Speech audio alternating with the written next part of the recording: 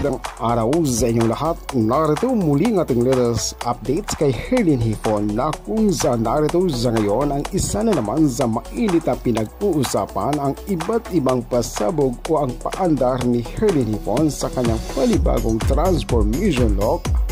Herlin Hipon pinagkanta na umano ng kanyang kampo ang kanyang iba't ibang mga look kung saan magiging bagay kay Herlin Hipon sa kanyang magiging laban sa international.